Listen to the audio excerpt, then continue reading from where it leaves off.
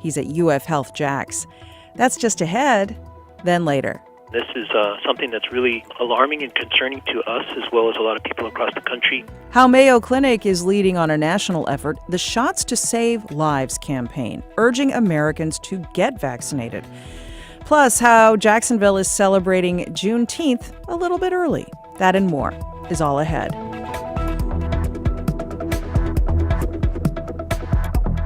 Continue at full force. Local media reports say a main road and an electrical line servicing the only power plant to much of Gaza City were hit. This comes after a devastating attack on Gaza over the weekend, which flattened buildings and killed more than 36 Palestinians, including many women and children.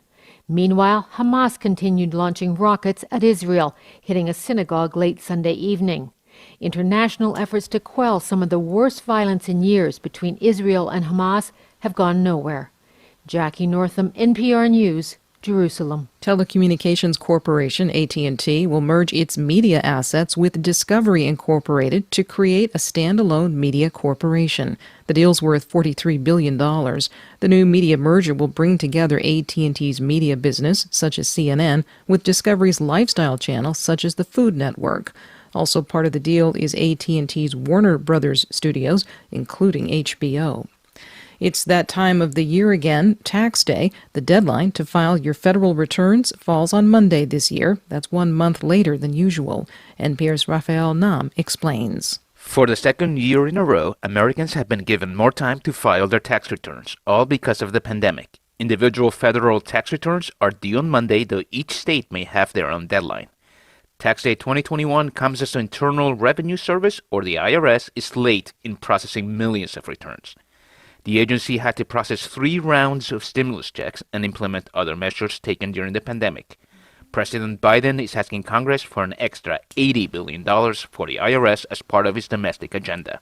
Raphael Nam, NPR News. Los Angeles County fire officials say a new wildfire has scorched about 1,300 acres in the mountains northwest of Los Angeles.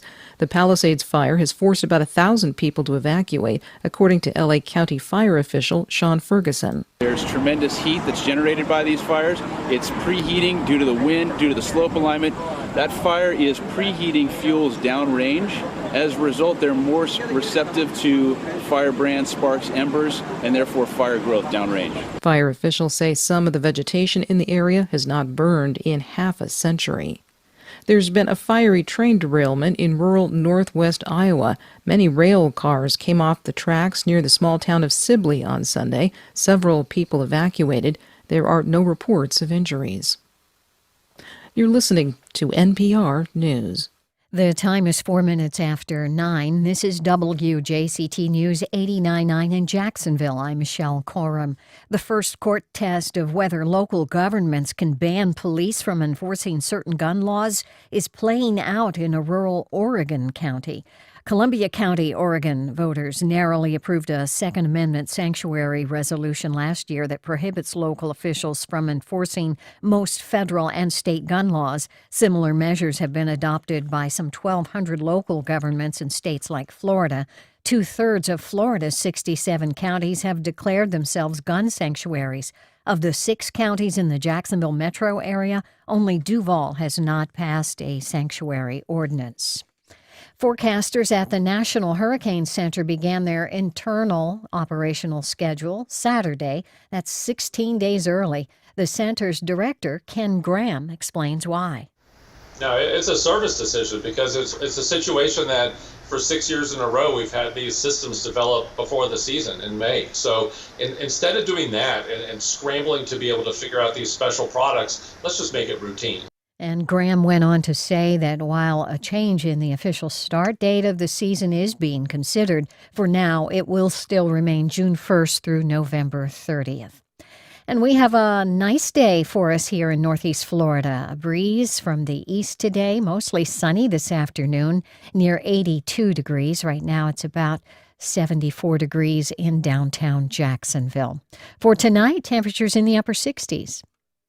Support for NPR comes from NPR stations. Other contributors include X-Chair, maker of the X2 home office chair, with dynamic variable lumbar support and 10 ergonomic adjustments. donating to the Gladstone Research Institute to fight COVID-19 at xchair.com.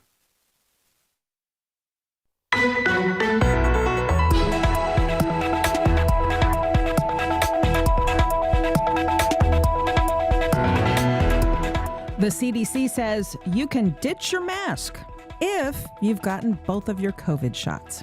Good morning. We're live from Studio 5. I'm Melissa Ross, and this is First Coast Connect. Thanks for listening. Just ahead this Monday, to mask or not to mask. Let us know what you're doing out there. Give us a call. It's 549-2937. Then later, we'll tell you how Mayo Clinic is leading on a new national effort, the Shots to Save Lives vaccination campaign. First, though, here's your COVID update. The state reports that cases of COVID increased by 2,482 over the weekend, with additional deaths, 19 of them. The death toll in the state from COVID now stands at 36,075. Now, amidst those numbers, Florida residents have a decision to make this week, to mask or not to mask. For all of us whose bare faces have scarcely been seen in public for over a year, we suddenly have all these options. Will you leave your mask behind for the coffee shop, the neighbor's house, maybe the office? The CDC now says fully vaccinated Americans can ditch those masks, both inside and outside.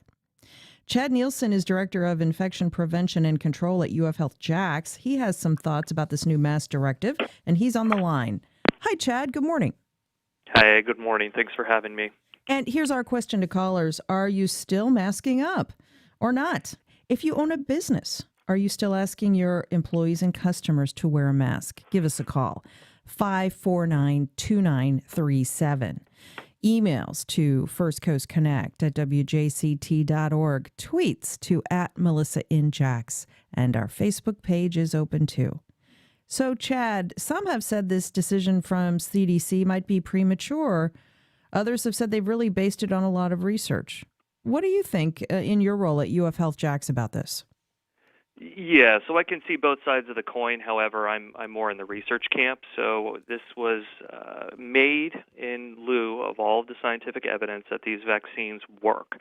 They work not only against the strains we've had, they work against the variant strains that are continuing to pop up around the world.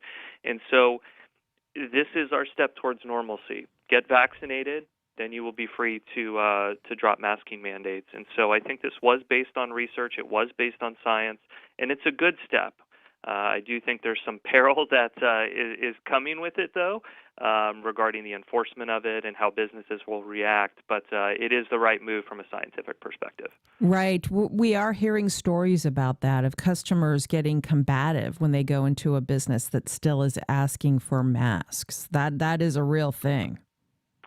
Yeah, and it's really unfortunate. We saw this when businesses started to open up earlier in sort of the recovery period last summer when we had a lull in cases, and I was unfortunately expecting this to escalate now that some businesses are still requiring masks. And from my perspective, it's not only within their right to continue to ask masking, but it's probably a good thing, being is that there's still about 40 to 50% of Floridians who are not vaccinated and who are eligible.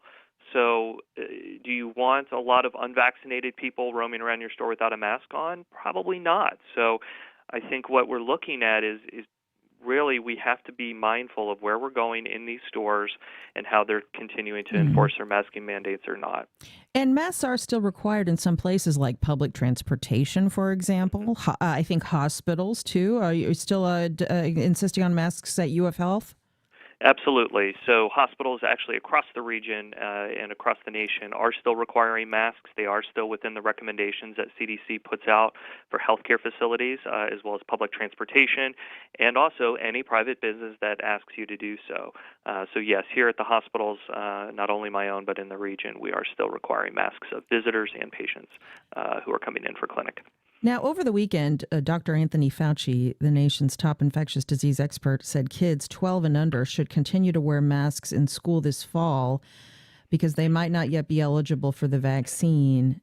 Governor DeSantis, though, wants to make that optional. St. Johns County Schools has already indicated they will make masks in schools optional this fall. What do you make of these directives?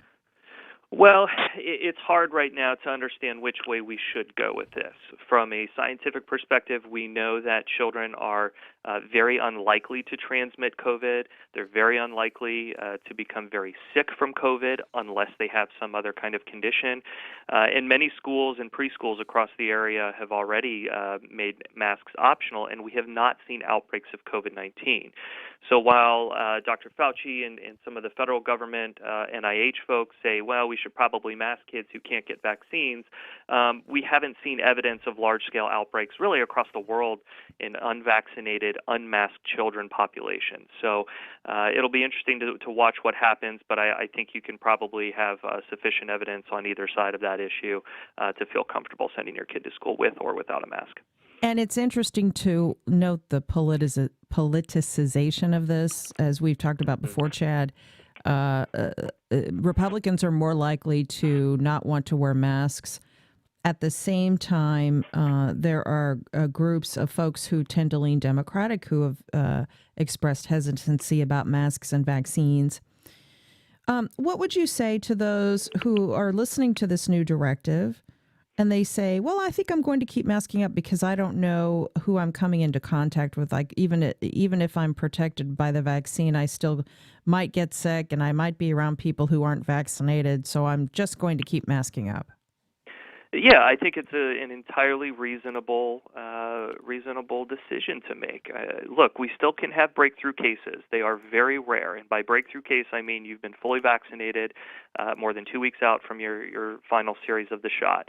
If people want to continue to mask, this is America. We are a free country, as many people will say on both sides of that coin. There's no harm in continuing to mask up moving forward. What we really need to encourage people to do is, number one, not judge people for their decision one way or another because you don't know people's motivations. And number two, just be kind to folks and follow the business rules of the establishments you're going in. Frankly, masking has been part of the Asian cultures across their countries for several decades, whether it's due to pollution or seasonal illness. And so I do see that what's coming here in the U.S. is moving forward, we're probably going to see a lot more masks here in the future, whether there's a pandemic or not. Right. It's become a social norm here. So do you think during flu season that will be a more common thing to see, folks just masking up when the flu virus is running around? I certainly think so. We only vaccinate roughly 40% of individuals in the United States every flu season against the flu. And so I absolutely anticipate seeing more masks being worn in public places come the fall and come flu season. We didn't have a flu season this year, and that's a good thing, not only because people got vaccinated at a higher rate against flu, but also because we were masking. I do think that that's an effective way to control infectious diseases, so I do anticipate moving forward during flu season, you're going to see a lot more masks. Our guest this hour is Chad Nielsen, Director of Infection Prevention and Control at UF Health Jacksonville. Now that the CDC says you can ditch your mask if you've been vaccinated, will you do that? Here's a tweet from Terry. Unmasking is an experiment to understand what may happen to vaccinated and unvaccinated populations. The message to communicate is unmask at your own risk. Personally, I'm still going to mask, even though I've been vaccinated, she says. 549-2937. Jim is in Riverside. Hi, Jim. Good morning. Yes, good morning. I wanted to find out if your guest has any data on, for vaccinated people, the asymptomatic transmission. So in other words, can fully vaccinated people still transmit the virus to unvaccinated people? Thanks for that question, Jim. What about that, Chad? Yeah, so that's a great question that we don't have a full answer for yet. A very public display of breakthrough cases happening asymptomatically is actually the New York Yankees right now. They have 9 members of their club that have tested positive for COVID. All are unvaccinated, or all are vaccinated, but all are asymptomatic. So breakthrough cases can happen. They tend to be asymptomatic and they're caught during a screening, but we don't have that full data yet to know how the vaccines truly affect transmission, because clearly if people are still able to get COVID-19, there is still, even if unlikely, a small chance they can transmit. And the New York Yankees are sort of the model right now that the CDC and others are studying, as it were, on how these asymptomatic breakthrough cases are happening. The HBO host Bill Maher is another one. He had to cancel a taping of his show this week. He got screened and was tested positive for COVID asymptomatically, even though he has been vaccinated. So, yeah, it's rare, as you say, but it does happen. Mm-hmm. Yeah, absolutely. And we're just going to have more data and more evidence and research studies to show what that looks like. It's 549-2937. Jane in Ponte Vedra Beach. Hello, Jane. Good morning to you. Good morning. Thanks for listening, and thanks for being there. I just want to point out that the argument that it's a free country is only half of the argument. The support for choice in America and a variety of laws is freedom with responsibility. And I think we have to remember that when we make choices and say freedom is our excuse or our reason. We can't have a gun without responsible use. We can't drive a car without responsible use. So freedom balanced with responsibility needs to be taken into account to maybe settle down some of these arguments.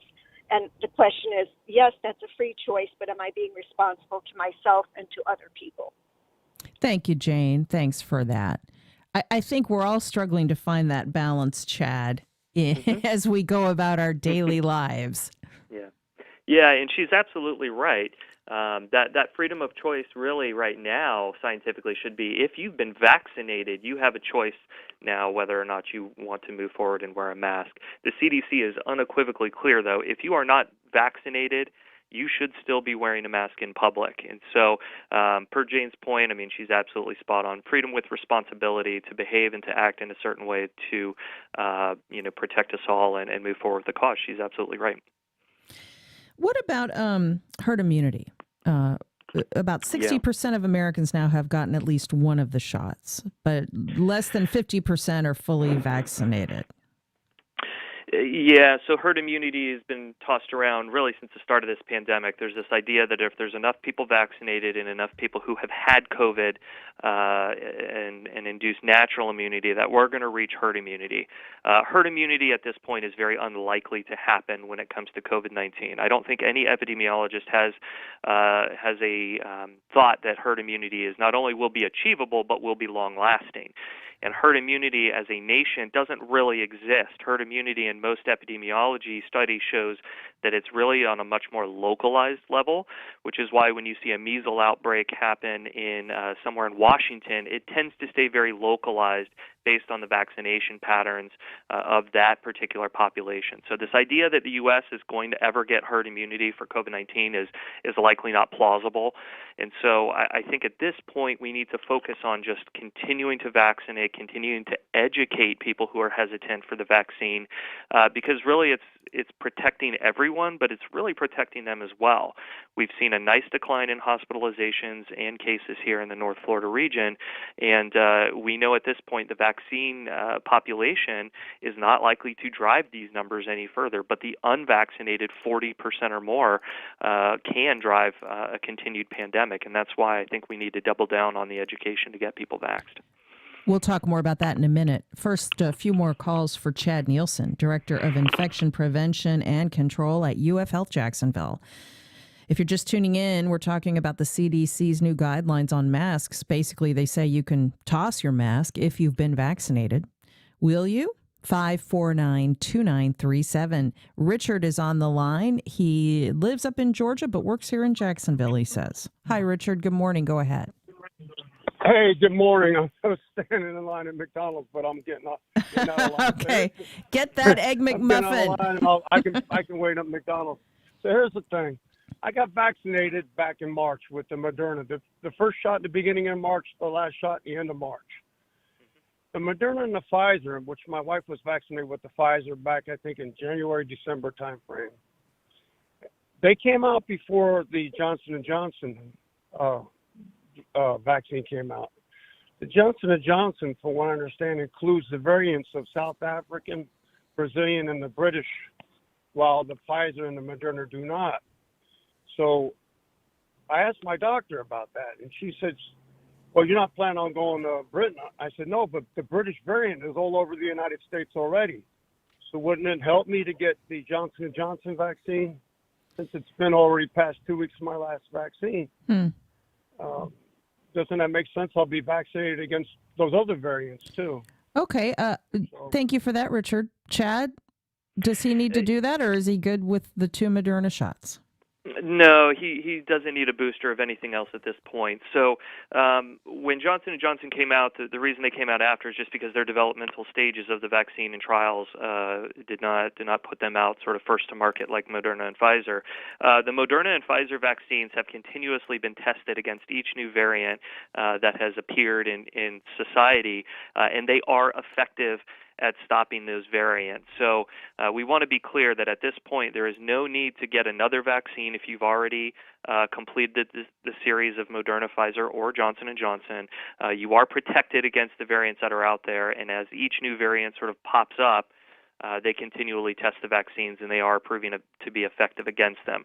Now, in the future, we might have a variant, which it's flu, right? Flu changes every single season, which is why we always have to get a new flu shot.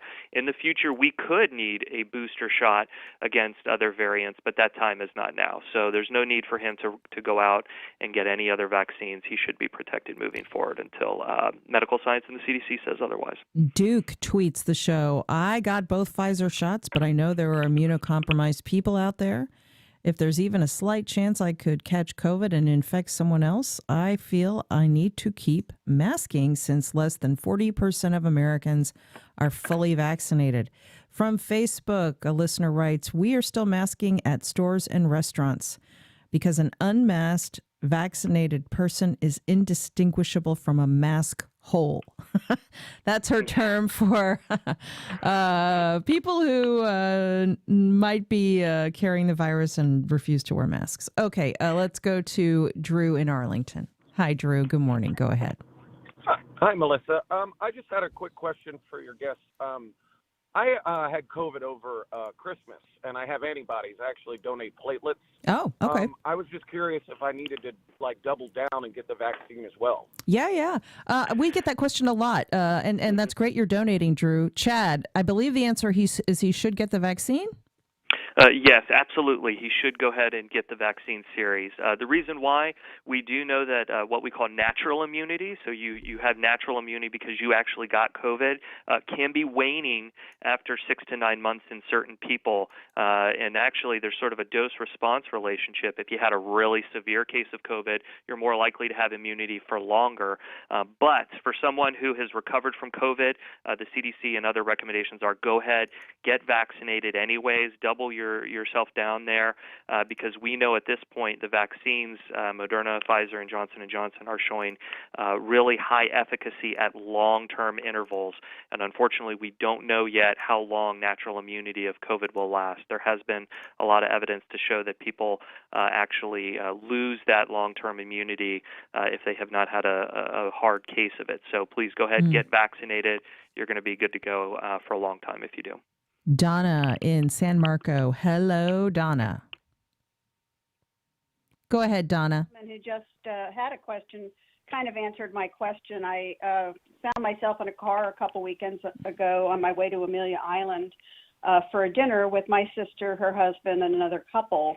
The gentlemen, both guys, had really bad cases of COVID and were down for a week or more, but recuperated at home, never went to the hospital.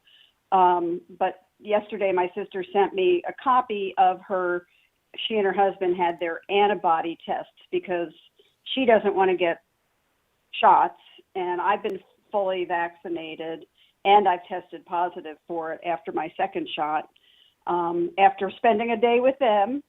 And so I'm trying to make my case, which is why I wanted to call today for them to please go ahead and get their shots. Yeah. Thank you, Donna. Yeah, thank you for that. And let's talk a little bit more about that, Chad. Encouraging the unvaccinated to go and get vaccinated. After the break, we're going to be talking about the Shots to Save Lives campaign, which is a formal effort. What's your message to everyone out there who is not convinced they should be vaccinated? Well, it's hard, right? Everybody has their own reasons for why they're not getting this shot if they're eligible, whether that's they feel like they don't have enough information, they're worried about potential long-term effects. It really takes an individual conversation with those people to figure out what will move the needle with them, what will get them to get that vaccine, because everybody's different. Most of it is based in fear. We know that people fear the unknown. They fear whether or not this is going to have long-term side effects, whether or not this is going to work, whether or not the government is implanting a tracking beacon in them, which they're not. They are not. Your iPhone does that already. Yeah. So it's really hard to target educational messaging when people have so many different types of fears over this vaccine. But we have to. We have to have conversations with people. We have to answer their questions backed with research, backed with not Wikipedia or Facebook post messages, but backed with actual scientific research or by people like me who are in the field and can speak to it well. And that's what's going to convince people to get this vaccine moving forward. I always say to young people who say, "Well, I'm not going to have any effects from COVID even if I get it." There are still long-term side effects that we can't explain. If you lost your sense of taste and smell due to a COVID infection, we like to remind people your sense of taste and smell is in your brain. That's where you get that from. A certain part of your brain controls that. So that means you've had COVID and it's affected your brain. We don't know the long-term impacts of that. So we try and move that needle with young people to say, well, we know with relative confidence that there's not going to be long-term side effects of a COVID vaccine, but we don't know what long-term effects of COVID will have for us. That's the fear that we need to have, and you're only going to have that problem if you're unvaccinated at this point. So reaching people, speaking to their fears, and trying to have them overcome that, I think, is really what's going to move the needle moving forward. Let's make one more note of our discussion here. Your boss, UF Health CEO, Dr. Leon Haley, said Thursday that he anticipates the Jaguars will be able to safely host more than 65,000 fans for home games when the season kicks off this fall. Haley's own son plays for the New Orleans Saints, and Dr. Haley is saying that is based on the rate of vaccinations and that there has been no new surge of variants. Yes? Yeah, and he's correct. So the Jaguars and all teams that are outdoors really have several things going with them. Number one, those activities are outdoors, and we know the risk of catching COVID, unmasked, unvaccinated, or not, is very low because you're outdoors. Now, obviously, you're adding crowds onto that. However, he's right. The rate of vaccinations, although slowed, is still increasing. And I do think that come the fall when the Jaguars kick off, or NFL or any other sort of large outdoor activities, I think enough people will be vaccinated at that point to be able to hold those events safely. I think we're still maybe a little bit too early now, but I definitely think by the fall that rate of vaccination will tick up. And I think other people will start being encouraged by it as well to get vaccinated. The Jaguars and many other teams are already talking about holding vaccine events at the stadium. So come to the game, get a vaccine. I follow the Atlanta Braves in baseball, and they've been doing it for several weeks now. And so I do think those events will be able to start happening in the fall. We've seen businesses open up now, and it'll be interesting to watch now that the masking guidance has changed what we see moving forward. Always great to get you on the show, Chad. He's Chad Nielsen, Director of Infection Prevention and Control at UF Health Jacksonville. Have a great week, Chad. Yeah, thanks. You too, Melissa. Much more still ahead. Later in the hour, we'll tell you how Jacksonville is celebrating Juneteenth a little early. But up next. This is something that's really alarming and concerning to us as well as a lot of people across the country. How Mayo Clinic is joining a national effort, the Shots to Save Lives campaign. That's next. We'll be right back.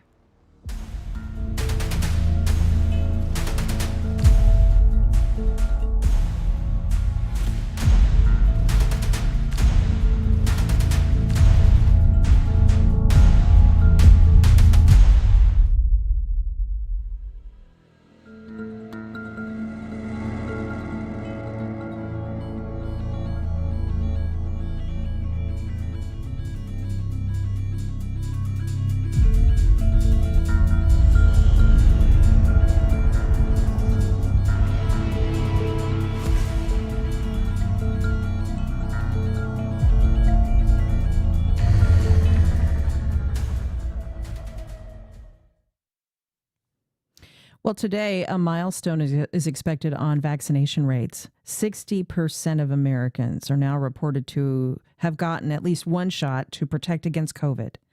However, vaccine hesitancy is a real issue across the country, and it is preventing true herd immunity. Doctors and hospitals are banding together nationwide in a new campaign urging Americans to get the vaccine.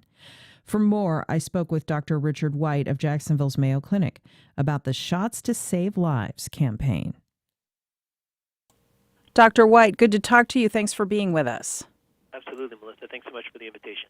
Sure. Let's talk about the campaign that Mayo Clinic and other leading hospitals are focused on, raising awareness about getting vaccinated. There are large numbers of Americans who are still vaccine hesitant, and they kind of fall into different buckets. Let's talk through all of these communities, beginning with African Americans. According to a new survey from the Kaiser Family Foundation, 35% of African Americans are reluctant to receive the vaccine. Can you talk a little bit about those numbers and how Mayo Clinic is working to reassure patients that it's safe to get the vaccine? Yeah, sure, Melissa. So first of all, thanks for the invitation to be on with you. And this is something that's really alarming and concerning to us as well as a lot of people across the country. We're privileged to be leading the charge among a group of hospitals and organizations through our Shot to Save Lives campaign. And as you mentioned, we're really focusing on particularly our communities of color, as you stated, have had lower rates of the vaccine, really disproportionate to their share of the actual infections and particularly of mortalities that we've unfortunately seen across the country. So one of the things that we're doing is really getting the word out there. We know that there's some vaccine hesitancy, particularly in the African American community. And first and foremost, I think that one of the reasons for that is because there's been a lack of really appropriate mechanisms to diffuse accurate information related to the safety, related to the effectiveness and the benefits of the current vaccines that are available. Right. So you're trying now to spread that message that the vaccine is safe, the vaccine is effective. There are historical reasons that we could get into as to why many African Americans don't always trust medical experts. And if you could, can you explain a little bit more about that?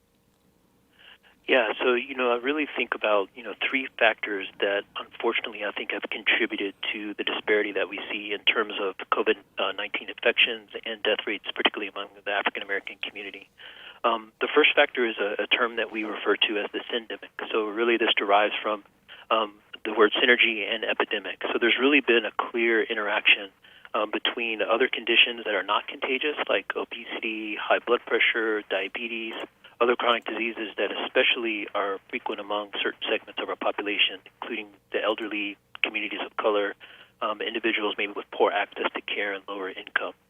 So these factors, along with other factors that we refer to as the social determinants of health, really have placed Black people in our nation at higher risk of exposure and poor outcomes related to the COVID-19 infection. So that's one factor. Mm-hmm. The other factor is what we call as an infodemic.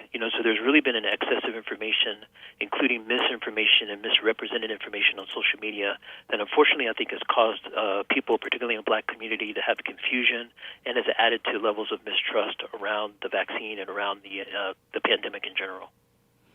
Sure, and I was referring to historical incidents like the Tuskegee experiment and others that have over the years have. Yeah, that's an interesting conversation. I think that a lot of individuals in our Black community do refer either consciously or even subconsciously back to the events such as the Tuskegee experiment, which unfortunately I think created deep grooves of mistrust among the African American community as it relates to just the scientific and the medical community in particular. Sure.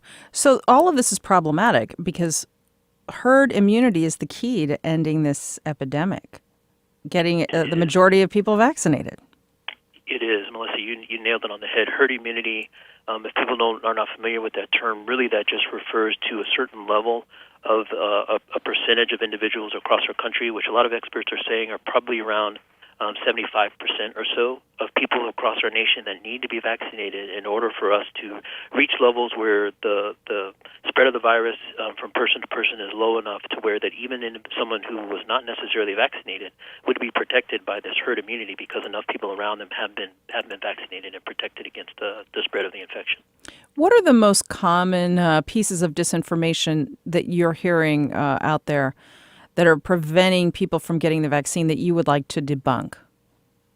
Yeah, so there's a lot. Some of my favorite myths that I would love to debunk are the when people are concerned that the side effects of the actual vaccine are worse than the natural infection, or that you could get COVID-19 or spread it to others by getting vaccinated. I think that that's a common misconception and misnomer that a lot of people, unfortunately, are believing.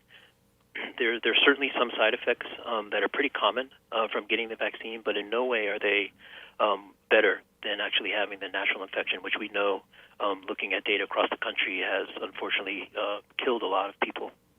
Yeah. But the message behind Shots to Save Lives is if you get vaccinated, you're not only protecting yourself, you're protecting your family, your community. Exactly, and that's one of the major reasons why we're encouraging people to give serious consideration to getting vaccinated. There's great data showing that the vaccine is safe, that it's effective. So when an individual is vaccinated and completes the series of the COVID vaccine, we know that their immune system is having a strong response that's going to be able to protect them against the infection personally, but also from spreading the virus to others in their family. So that it's really, when an individual decides to get vaccinated, they're making a very smart decision, not only for their personal health, but also for their loved ones as well. And as we talk about this campaign, which is headed up by the Cleveland Clinic and Mayo Clinic, along with dozens of other healthcare institutions, you're really working with healthcare professionals across the country behind the Shots to Save Lives campaign. There's a website people can look at too, isn't there? There is. We would highly encourage people to go to the campaign website, which is ourshots2save.org. There people can find links to the CDC vaccination locations, get answers to frequently asked questions on the website, and particularly find out where within their community they can get access to the vaccine. Well, thanks so much, Dr. White. He's Dr. Richard White, internist and pediatrician with Mayo Clinic in Jacksonville. As I mentioned, Mayo, Cleveland Clinic, and many other institutions are behind the Shots to Save Lives campaign going on right now. Thanks so much, Doctor. Thank you for having me.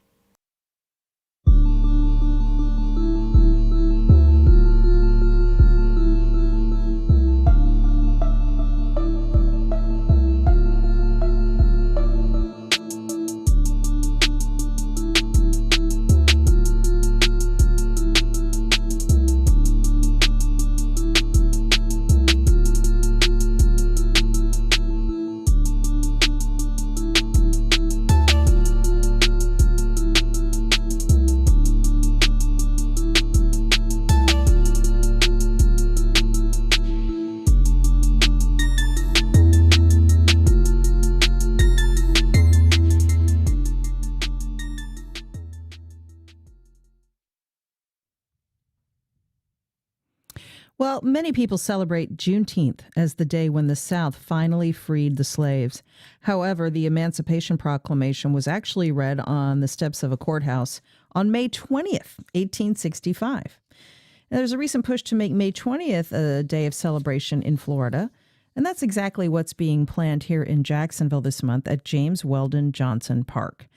We've got a preview right now as we welcome City Council member Jacoby Pittman. Councilwoman Pittman, good morning.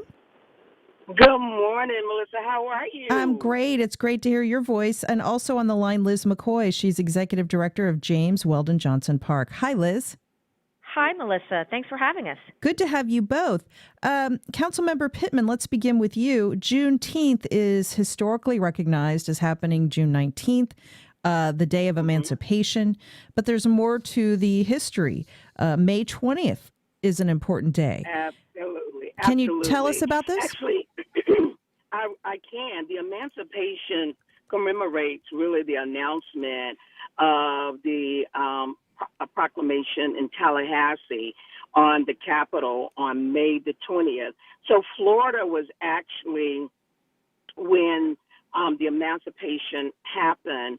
And then on June 19th is actually when Texas was freed. And so, now we're really trying to educate the community what emancipation is and what it's all about. And, usually when you know better, you do better. And so I really think the emancipation in Florida was an opportunity for us to free the slaves. And not only that, Jacksonville has some connection with that.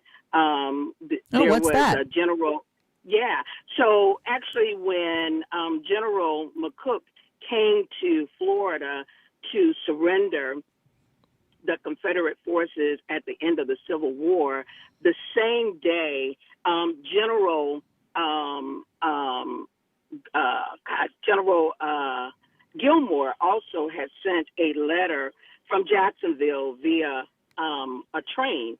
And then afterwards, when the emancipation was certified here in the state of Florida, Jacksonville black troops took over, as well as the U.S. military. So we have some connection there, and it's so exciting that we're going to be able to celebrate this day in the James Weldon Johnson Park. And Liz and her team and I have had a great opportunity of putting this together as the inaugural emancipation celebration in James Weldon Johnson's Park. So the history behind it, the connection to Jacksonville, and the support of the city council who passed and supported the legislation, as well as Mayor Lenny Curry. So we're excited about celebrating this day on May 20th this week. Yeah, coming up this week. And Liz, tell us a little bit more about what's on the agenda. People need to come to the park and enjoy the day. It's so absolutely true. it is. Yes, we're going to have a great lineup. It will serve to educate but also entertain. We're going to have poetry from Love Rains and Mal Jones. We have the Gullah Geechee Nation Dance Troupe performing. We have Non-Kama Pan-African Dance and Drum performing. We've got Mama Blue, a young violinist and vocalist named Cutie, who's fantastic. And, of course, everybody's favorite, the Cats Downstairs, will be headlining and that evening. And it will all be hosted by Rockman Johnson. So it promises to be a lot of fun. We've got food trucks. We've got a bake sale with the best red velvet cake in the city, and nice. We've got an art, a community art project led by Shawana Brooks and Roosevelt Watson of 6 Feet Away Gallery. They're going to be out there, and it'll just be a ton of fun. Fun and educational. People will learn about the holiday. Let me read this email to you from Mike in St. Augustine. He writes, while Tallahassee declared their Emancipation Day as May 20th, in St. Augustine, we celebrated on January 1st. He says historians wrote this on the morning of March 11th, 1862. Federal gunboats anchored outside the inlet. Confederate troops abandoned their post and marched off into Florida's interior. A rowboat brought a U.S. Navy commander under a flag of truce to the town wharf, where he met the mayor. The city council quietly signed a surrender decree and turned St. Augustine over to the North. On January 1st, 1863, Lincoln's Emancipation Proclamation was read to slaves within the city. Many of St. Augustine's freed slaves enlisted in the U.S. Army, serving in several regiments made up of African Americans. 3 black St. Augustinians also served in the Confederate Army, and the city contributed 3 generals to the conflict, including Kirby Smith. Some 16,000 Floridians served in the Confederate forces, and 5,000 gave their lives during the war. A little more history from our listeners in St. Augustine. And so, Jacoby, this is a sort of an evolving thing, isn't it, as Juneteenth becomes more widely celebrated? It is. And I think, for many years, it was one of those things that weren't talked about as much. And so, this year in the legislation across the state of Florida, we want to recognize the date that Florida was emancipated and when slaves were freed. And so with that in mind, we're taking the next couple of years to educate the state of Florida. And some of my colleagues across the state will eventually would like this to be a paid holiday. But for right now, we want to And that is happening in some states, right? That is some states have that. They are. And so we want to make sure that we know the difference of when Florida was emancipated compared to when Texas, which was the last state. And so this is an opportunity where many residents over the state have celebrated, but I don't think not in a collaborative effort. And so that's what we're doing across the state of Florida. Jacksonville is being a part of that now. Jacksonville was a part of the history. And so we want to continue that legacy and continue to celebrate. We realize that there, were many wounds that could not be healed over the years, but this celebration will bring our community together to talk about the history and the importance of us celebrating. And so I'm just excited that, my colleagues and the mayor, are standing in the gap. And this tributes remind us of the significance of the proclamation announced in Tallahassee, and that we had our colored troops involved. So I'm excited and really glad that we have an opportunity to share with the many residents in Jacksonville, and hope that they will come out and join us on Thursday. Right. We need to note, too, the Florida Senate did pass a bill last month commemorating both Juneteenth, June 19th, and Emancipation Day in Florida, May 20th, as legal holidays in the state. Has yet to be signed into law, though. So with all of this said, Liz, tell us when people can start coming downtown to James Weldon Johnson Park on Thursday, May 20th, and take part in all of the free fun. Absolutely. It is all free. We start at 11 a.m., and we're going to start with, of course, James Weldon Johnson's Lift Every Voice and Sing, and which everybody will be encouraged to sing along. And we will go all the way until 8 o'clock that night, and there will be something to do throughout the day. We'll have performances just scattered throughout the day, and, of course, that community art project. We've got vendors that you can shop, and, of course, the great food and fun. Yeah, so come on out May 20th for a celebration of Emancipation Day in Florida, the day that the Emancipation Proclamation was read from the courthouse steps in Florida. It happened May 20th, 1865. And, of course, Juneteenth is observed around the country on June 19th. Thank you both so much, City Council Member Jacoby Pittman and Liz McCoy, Executive Director at James Weldon Johnson Park, the former Hemming Park. So good to have you both on the show. Have a great time. Thank you. All right. Thank you so much for having us. Again, that's all day and night, May 20th in the park. Check it out. Something else we want you to check out after the break, Theater Jacksonville, as their actors are back on stage and performing virtually anyway.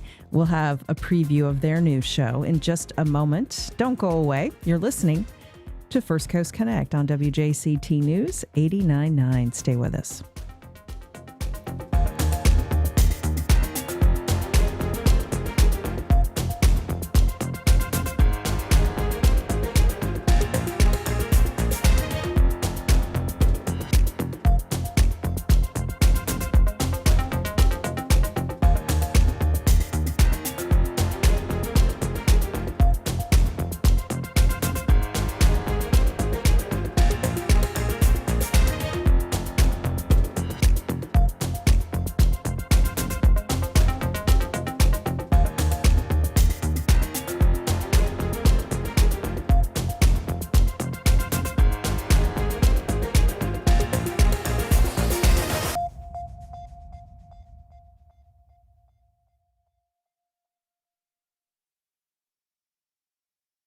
The First Coast Free Thought Society book group will discuss The Power Worshippers, Inside the Dangerous Rise of Religious Nationalism by Catherine Stewart, 3 p.m. Sunday, June 6th via Zoom. Details at meetup.com/humanistbookgroup. CNS Healthcare is offering an agitation associated with Alzheimer's dementia research study. Has Alzheimer's changed your loved one? Have they shown verbal or physical symptoms of agitation? Learn more at 904-281-5757. Juneteenth celebrations recognizing the end of slavery are gaining popularity nationally, but Emancipation Day in Florida is May 20th, 1865. I'm Ben Brookmarkle, and coming up on Florida Frontiers, the weekly radio magazine of the Florida Historical Society, will discuss efforts to recognize Florida's Emancipation Day.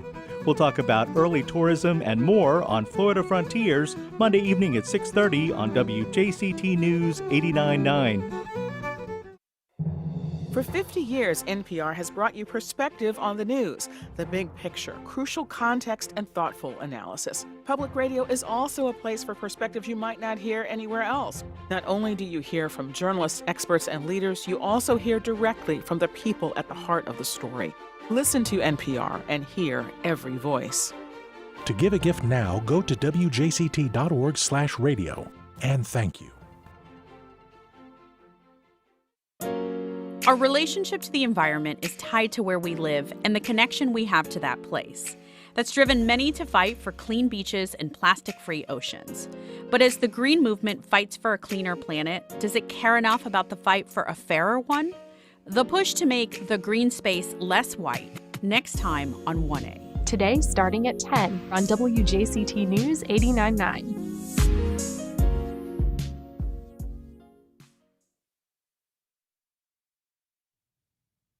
Welcome back. Well, tickets are now on sale for Theater Jacksonville's 5th virtual production of the season, The Near Disaster of Jasper and Casper. It's a hilarious adventure tale that's dubbed part Princess Bride and part Harry Potter. Michelle Kindy is general manager at Theater Jacks and the director of this show. She's on the line. Hey, Michelle, good morning. Good morning, Melissa. Thanks for having me. Great to have you. So this is a family comedy, virtually presented. Tell us about the show. Oh, it's it's been one of those adventures in its making as well as in its presentation. And it's a solo show done by Jason Woods. And I know you know Jason and have had him on the show before. He's a very very talented performer. Absolutely. And he's always working. And in this case, in the past, I think you've seen his one-man Christmas Carol. And in this case, he has taken a show that he was going to present at the United Solo Festival in New York and London and brought it to us and allowed us to be the one who get to debut it. And it really is an adventure fairy tale, of which he presents it in just shy of an hour and a half, nonstop character changes, nonstop location changes. And the response that we got this weekend has been fabulous. People are on the edge. They said, quote, I'm on the edge of my seat. By the time I found out it was over, I was exhausted. And they all wondered how exhausted he was. Right. It takes a lot of energy and talent to hold the stage all by yourself for an entire production. So this show, The Near Disaster of Jasper and Casper, is making its debut in Jacksonville, but it's also been accepted for performance in London's West End and in New York this fall. So we're getting the sneak peek. If the United Solo Festivals remount, which is what they're supposed to do, yes, it is a sneak peek. And he was supposed to go last year, of course, because of COVID. What Jason did was interesting because we've struggled here at the theater trying to find material to work with because many playwrights don't actually own the rights to video or stream their work. It's, for example, when we did Thurgood earlier this year, we couldn't video. It had to be live streamed because that is owned by HBO, which, you reported earlier was bought up by AT&T. These are big corporations who are not going to give the rights to small theaters to be able to do. By having someone like Jason come and give us their work, we were able not only to do this and film it, which he did several times in one take, but we're able to put it on demand so folks can watch it anytime. And it's incredibly generous as a gift and a lot of fun. Yeah, absolutely. And what's it been like for you at Theater Jacks? We need to give you all the props because, of course, you are the oldest community theater in Florida for 101 years. You have been doing uninterrupted performances right there on the San Marcos Square. You are on the National Register of Historic Places. If you have never been to a show at Theater Jacksonville, you need to go and check it out, especially when they start doing in-person productions again. It's an incredible historic site. What's it been like, Michelle, throughout this pandemic to keep the live theater flame burning? It's been a whirlwind of a year that seems to have lasted forever and yet gone by very quickly because we have been so busy. We are consecutively working, and we did not, even though we had to close the doors literally days before we were celebrating our 100th birthday bash in March of 2020, we jumped right back in, and we used the tools and the resources locally, folks here who just came and stepped in to help us do this virtual work. So we did virtual summer camp. We're back this year with a limited in-person summer camp. That's going to be our first foray back into the in-person world starting in June. All of our classes, all of our workshops, all of our main stage shows, all continued. We did even theater for babies in reduced numbers continued. The only thing we weren't able to do was get back in the schools, which we hope to do so next year now that the vaccines are getting to the school-age kids. So we're thrilled, but it's been a whirlwind and it's been exhausting, and we have had so much support from this community. You can't put into words what it's like to have a phone call, but someone just says how much they appreciated us doing our very best with our limited resources to get our storytelling into their homes. That's great. I am so glad to hear that. That is so exciting. And it's good to hear your voice, Michelle, and so exciting to hear about this production. Get your tickets now for Theater Jacksonville's 5th virtual production of the season, The Near Disaster of Jasper and Casper. It runs through May 23rd. Tickets available at theaterjacks.com. On-demand viewing also available through their site. This is a one-man production starring the incredible performer Jason Woods, the acclaimed actor and playwright. And this is a preview because his production has been accepted for performance at the United Solo Festival in London's West End and New York's 42nd Street Theater Row in the fall. So you will get in on the ground floor to see this new work. Michelle, thank you. She's Michelle Kindy, General Manager and Director at Theater Jacksonville. Again, theaterjacks.com for more. Have a great show, Michelle. Thanks so much. You too. Bye-bye. And that's our show. Thanks for listening, and to all of our guests and callers, along with producer Heather Schatz, Director Josh Torres, Editorial Director Jessica Palumbo, and Digital Editor Bill Bortzfield. Plus you. Keep your emails and feedback coming to First Coast Connect at WJCT.org. Catch our podcast up later today wherever you like to listen. You can also listen right through the WJCT app. I'm Melissa Ross. This is First Coast Connect on WJCT News 89.9 Jacksonville. We'll be right back here again at 9 a.m. tomorrow. Have a great Monday.